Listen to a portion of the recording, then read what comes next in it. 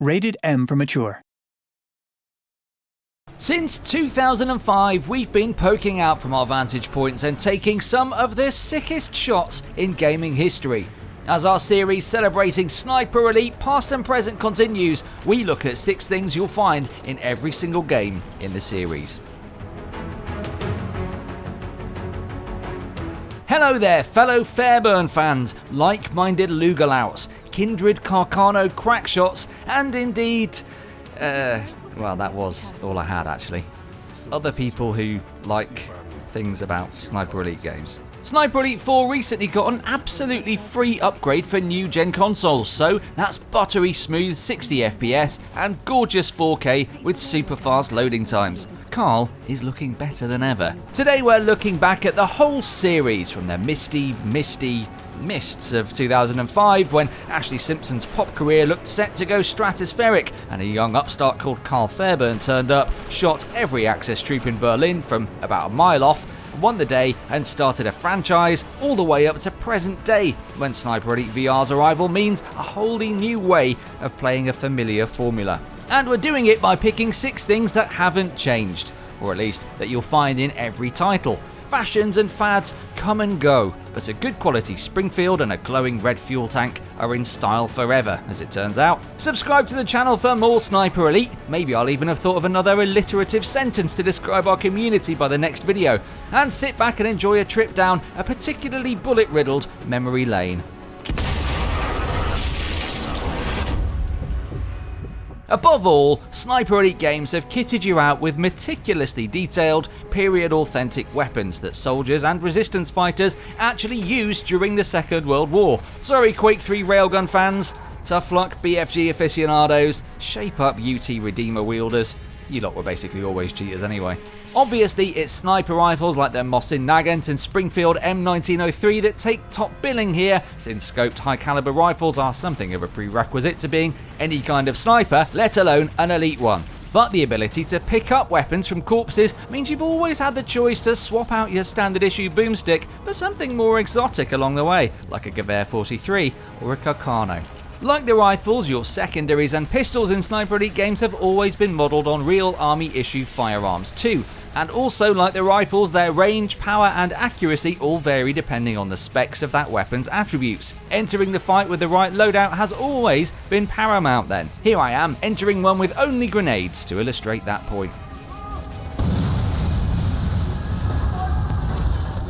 Of course this video was going to be full of bullets flying into organs in slow motion. Depending on who you ask, the gloriously gory X-ray killcam shots are every bit as much a part of the winning Sniper Elite formula as the sniper rifles themselves. Some go as far as to say it's even more important. However, if you actually meet one of this latter school of thought, keep smiling and nodding politely, dial 2 9s in your phone and ready your keys between your knuckles in your pocket as a makeshift knuckle duster in case they get any more passionate. As the series evolved, what began as Matrix-like slow-mo bullet trails into just general Nazi flesh became a whistle-stop anatomy tour as the body of the soon-to-be-deceased went all X-rayed and the unsuspecting vital organs within were about to be eviscerated in minute detail. Generally, X-ray killcams kick in when you pull off an especially long-range or precise shot. There's no more fitting reward for a job well done, is there?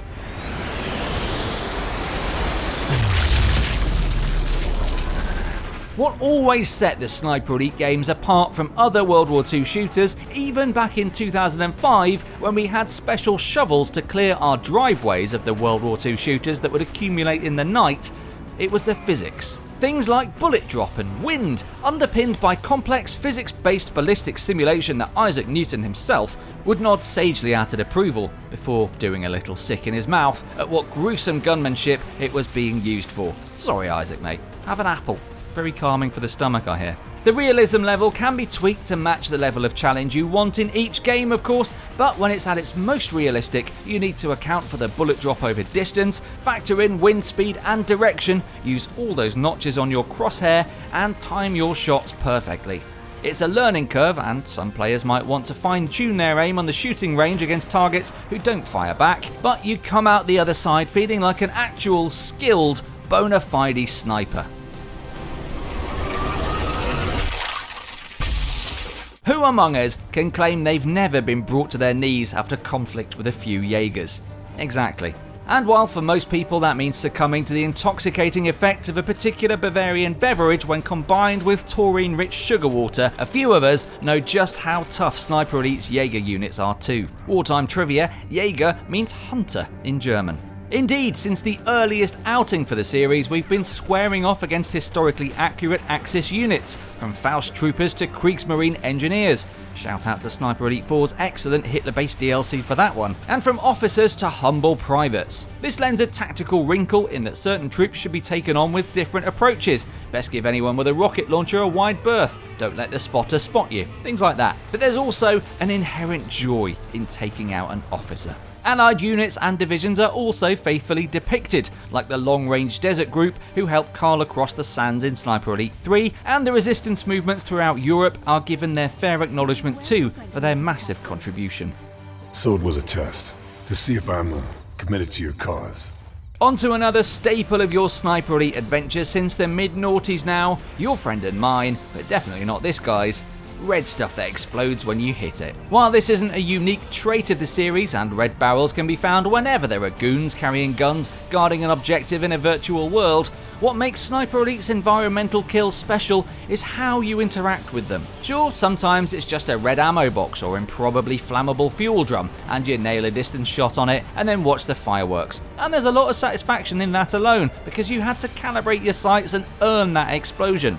But then there are the teetering, taunting, heavy things dangling above Nazi heads, daring you to shoot them in their point of weakest structural integrity and bring about a set piece of Axis pancake making that really hits you in the gratify glands. Never change, explodey red bits.